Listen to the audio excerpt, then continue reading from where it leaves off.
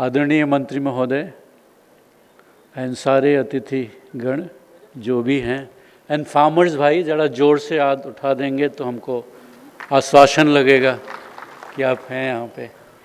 Thank you for joining. Ladies and gentleman, sir मैं बड़ा emotional feel कर रहा हूँ। इसके दो रीज़न हैं। मैं यूपी का हूँ और बहुत नज़दीक का हूँ। सर ये सच बात है कि मुर्गियाँ बहुत इमोशनल होती हैं। जब मैं ब्रीडिंग सेगमेंट को देखता था सर प्रेजेंटेशन नहीं देंगे, नहीं तो आप लोग मंत्री जी को जल्दी बोलना है।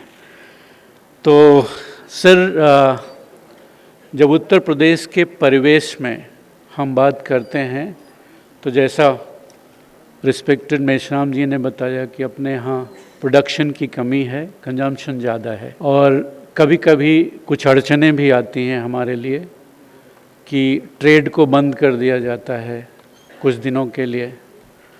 ये सारी अड़चनें सर हमको कम से कम 3 महीने पीछे ले जाती हैं।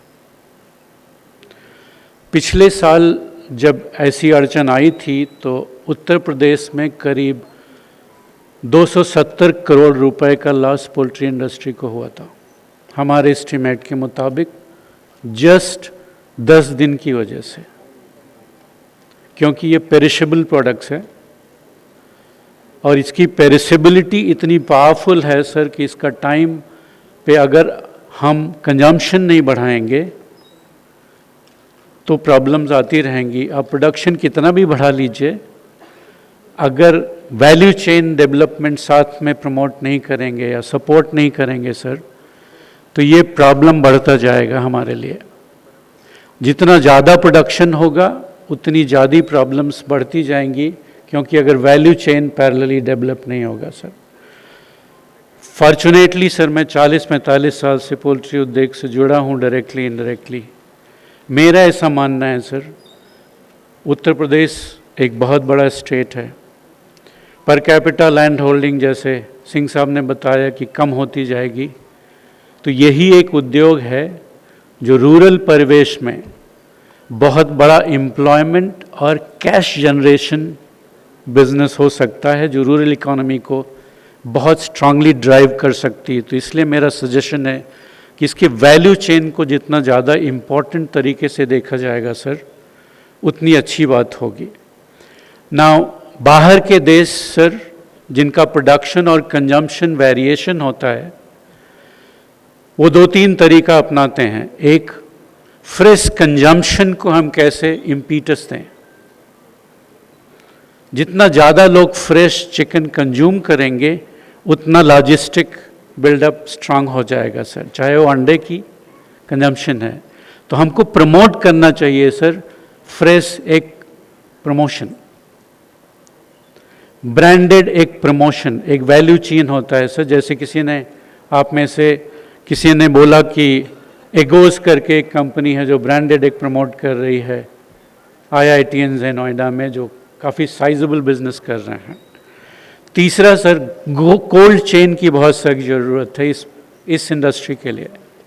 अगर कोल्ड चेन डेवलप नहीं हो पाएगा स्ट्रांगली तो हमारी होल्डिंग कैपेसिटी नहीं बढ़ पाएगी sir. Employment generation value chain में सर बहुत स्ट्रांग है, जो प्रोड्यूसर से भी ज़्यादा अच्छी हो सकती है। लॉजिस्टिक डेवलपमेंट एक पूरा एंटरप्रेन्योरियल मॉडल बन सकता है सर। कोल्ड चेन डेवलपमेंट एक एंटरप्रेन्योरियल मॉडल बन सकता है सर। मार्केटिंग ऑफ एग एक एंटरप्रेन्योरियल मॉडल बन सकता है ना इस स्टेट के लिए। अगर इस डायरेक्शन में सर काम करेंगे, आप लोग सब लोग हैं यहाँ पे, तो प्रोबेबली वैल्यू चेन को बहुत स्ट्रांगली डेवलप किया जा सकता है सर। जैसे अगर आप एक्सपैट देखेंगे, उत्तर प्रदेश के expat population middle eastern country में बहुत पावरफुल है सर। हमने उस पॉपुलेशन को अपने कंजम्पशन से अगर लिंक किया तो हम बहुत बड़े सप्लायर बन सकते हैं मिडिल ईस्ट के लिए, अगर हमारा लॉजिस्टिक और ट्रांसपोर्टेशन सिस्टम इस्टेब्लिश हो सकता है, अगर ब्रांडेड एग्स यहाँ से जाते हैं। वो एक ऑप्शन है जो बहुत सारी कंट्रीज़ दूसरे देशों से लाके यहाँ पे मार्केट करते हैं sir.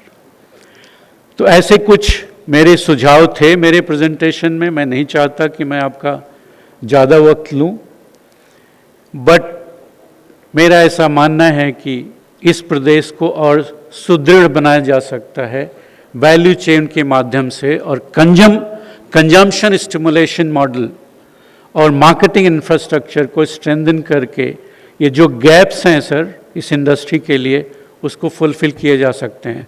Thank you for the time sir, thank you so much.